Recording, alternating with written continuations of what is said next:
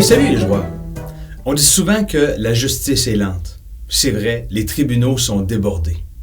Si vous êtes aux prises avec une procédure judiciaire en matière civile, il y a une période de 180 jours, 6 mois, dans laquelle il y a des procédures, et ensuite vous attendez le procès et l'attente peut être de 6 à 18 mois, et même plus dans certains cas. Bref, avant votre procès, vous devez attendre facilement de 12 à 24 mois. Il ne faut pas se le cacher, si vous êtes coincé dans une procédure judiciaire, autant en demande qu'en défense, ça va coûter cher en frais d'avocat. C'est quoi l'alternative? La médiation peut être une bonne alternative.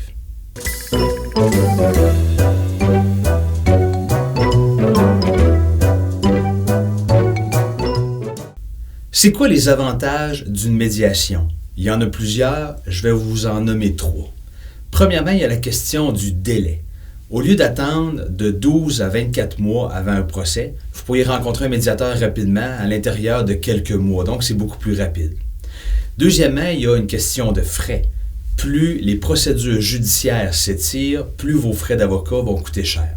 Alors que si vous rencontrez un médiateur rapidement et que vous arrivez à prendre une entente rapidement, vous sauvez beaucoup de frais. Et troisièmement, vous avez des chances de régler le conflit, la mésentente et le problème.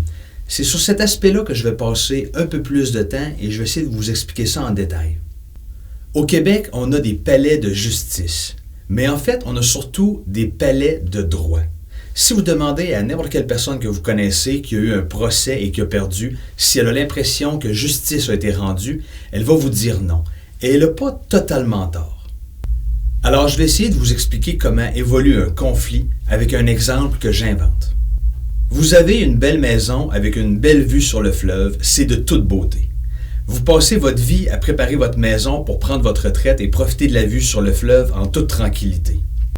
Vous avez un voisin qui est propriétaire du terrain entre vous et le fleuve et vous apprenez qu'il veut se construire une grosse maison qui va vous bloquer complètement la vue.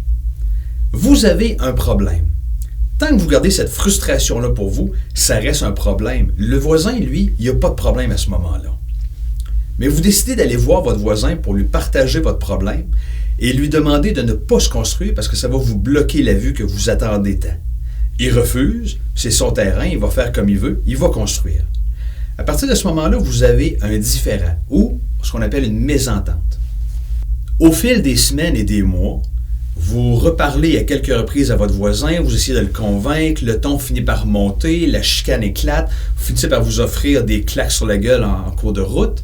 À ce moment-là, vous avez clairement un conflit. Vous finissez par envoyer à votre voisin une procédure judiciaire en injonction pour l'empêcher de construire sa maison. Vous avez à ce moment-là un litige judiciaire.